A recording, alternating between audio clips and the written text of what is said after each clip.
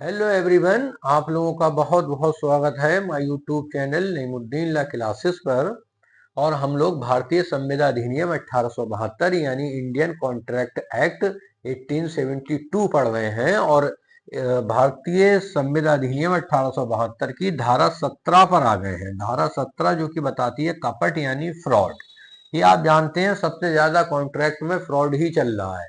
जमीन है नहीं, जमीन अपनी बताकर बेच दी, सबसे ज्यादा तो यही फ्रॉड चल रहा है। या जैसे 10 के 20 बनाने का लालच दे के 10 के 20 छोड़ो, 10 के 100 बनाने का लालच सीधे सीधे देते हैं।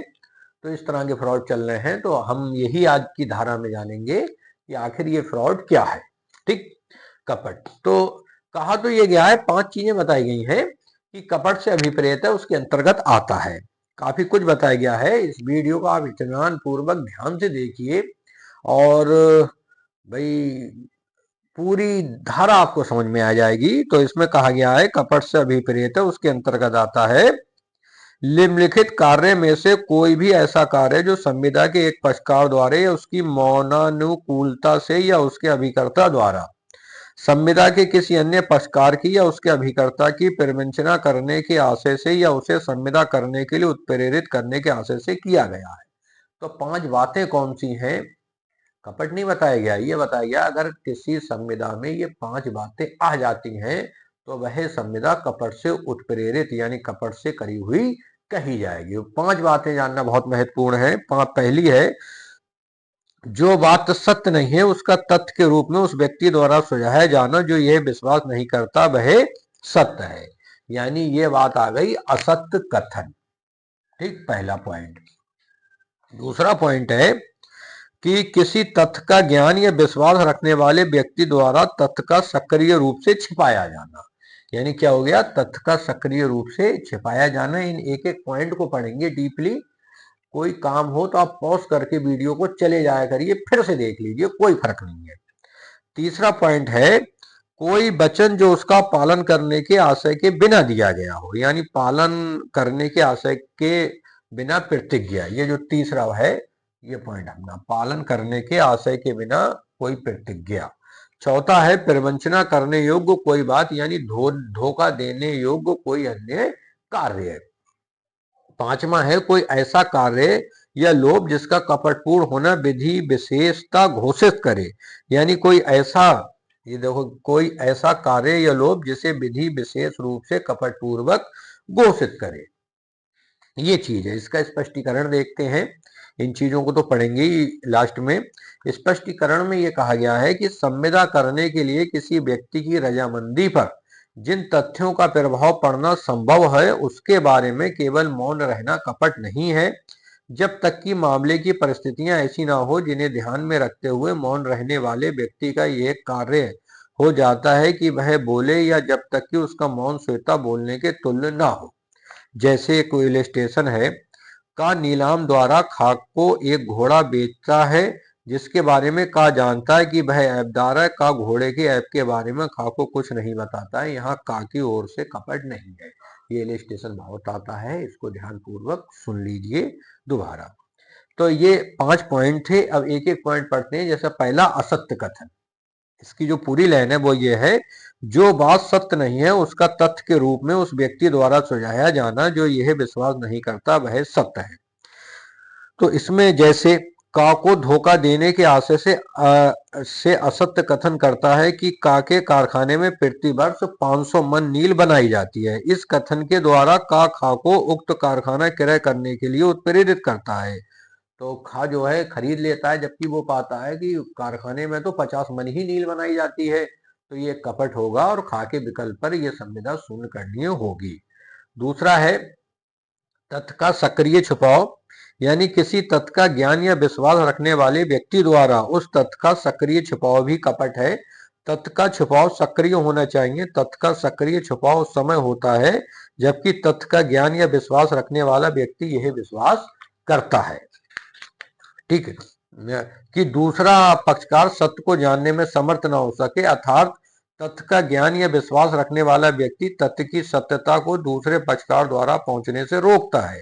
जैसे उदाहरण है, का की संपदा में कच्ची धातु की एक पट्टी खोजता है तथा का उसके अस्तित्व को छुपाने के साधनों का प्रयोग करता है और छुपा लेता है। का उस कच्ची धातु की पट्टी के अस्तित्व का ज्ञान न होने के कारण खा उस संपदा को न्यून मूल्य पर क्रय करने में समर्थ हो जाता है। यहाँ खा ने तथ्य का सक्रिय छिपाव किया है जो कपट है। परिणाम स्वरूप संविदा का के विकल्प पर शून्य करनीय है। तो ये दूसरा था। क्या था दूसरा? तथ्य का सक्रिय छुपाव।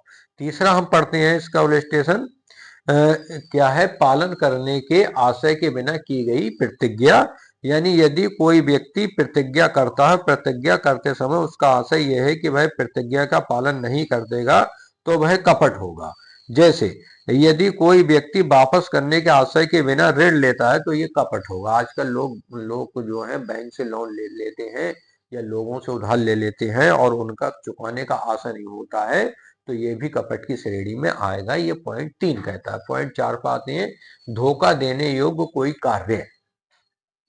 तो कहा गया धोखा कारित करने के आशय से किया गया कार्य या अन्य कार्य भी कपट हो सकता है। जैसे एक व्यक्ति अपने आप को कोई अन्य व्यक्ति होने का मिथ्या प्रतिरूपण करते हुए किसी दूसरे व्यक्ति को कोई संविदा करने के लिए उत्प्रेरित करता है, वह कपट है। जैसे अपनी जमीन है ही नहीं और दूसरे व्यक्ति के स्थान पर खड़े होकर उस व्यक्ति की जमीन बेच देना, तो ये धोखा देने का आशय, ये भी कपट है। अब लास्ट है जो 5वां पॉइंट है, कोई ऐसा कार्य या लोप जिसे विधि विशेष रूप से कपट पूर्वक घोषित करे। तो इसमें कहा गया है कुछ कार्य या लोप विधि द्वारा विशेष रूप से कपट पूर्वक घोषित होते हैं। इस खंड में ऐसे कपट को सम्मिलित किया गया है। जैसे ट्रांसफर ऑफ प्रॉपर्टी एक्ट की धारा 55 के अनुसार अचल संपत्ति का विक्रेता विक्रय की जाने वाली संपत्ति की ऐसी तात्विक त्रुटि को अथवा अपने स्वत्व की ऐसी त्रुटि को क्रेता को बताने के लिए बाध्य है जिसकी विक्रेता को जानकारी है किंतु क्रेता को नहीं, और जिसका पता क्रेता साधारण सावधानी का प्रयोग करके भी नहीं लगा सकता। और यदि विक्रेता ऐसा प्रकटीकरण नहीं करता है तो प्रकटीकरण न किया जाना कपट माना जाएगा। तो देखिए ये 5 पॉइंट थे जिनमें कि मैंने आपको समझाया कि कपट क्या होता है। अब ये 3 इलस्ट्रेशन है, वो 2 केस हैं बहुत अच्छे, एक डेयरी बनाम पीक और एक श्री कृष्ण बनाम कुरुक्षेत्र विश्वविद्यालय। डेयरी बनाम पीक का केस में क्या कहा गया कि ऐसा मिथ्या कथन जो जानबूझकर कहा जाए या जिसके सत्य में विश्वास के बिना या घोर असावधानी से किया जाए कि वह सत्य है, मिथ्या है और कपट कहलाता है।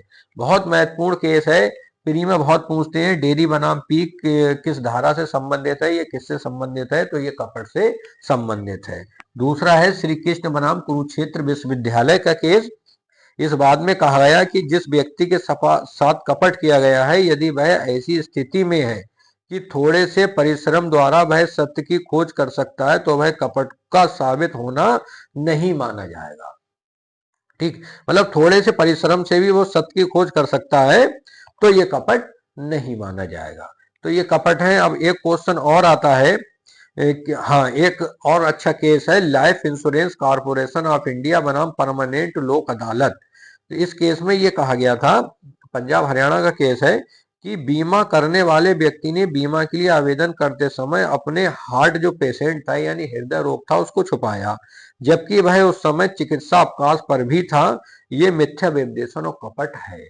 भाई आप बीमा कराते हैं और अपनी बीमारी को छुपा लेते हैं तो ये भी कपट की श्रेणी में आएगा। अब एक चीज और है, क्या मौन रहना भी कपट है? ये चीज होती है। तो बिल्कुल मौन रहना जब कपट है जबकि आपका फर्ज हो यानी आपका कर्तव्य हो बोलना और आप नहीं बोलते हैं तो ये कपट है। जैसे इसमें कहा गया का नीलाम द्वारा खा को एक घोड़ा बेचता है। का को ज्ञात है कि वह घोड़ा विकृत मस्तिष्क का है। का खा को घोड़े का विकृत मस्तिष्क के बारे में कुछ नहीं कहता है। यहाँ का ने कपट नहीं किया है। देखिए आप एक घोड़ा खरीदने जाते हैं, बोले देख लीजिए ये घोड़ा है, आपने देखा, बोले ठीक है मैं ले जा रहा हूँ, तो यहाँ तक कपट नहीं है। लेकिन यही कहानी बदल जाती है, वो कहते हैं अच्छा ये घोड़ा ठीक है, अगर आप कह देंगे ठीक है और तो मैं मान लूंगा ठीक है, फिर आप नहीं बोलते हैं तो यहाँ आपका बोलने का कर्तव्य है कि ये घोड़ा ऐबदार है, तो यहाँ ये कपट माना जाएगा। तो ये एक कपट के बारे में मैंने आपको बताया इस वीडियो में।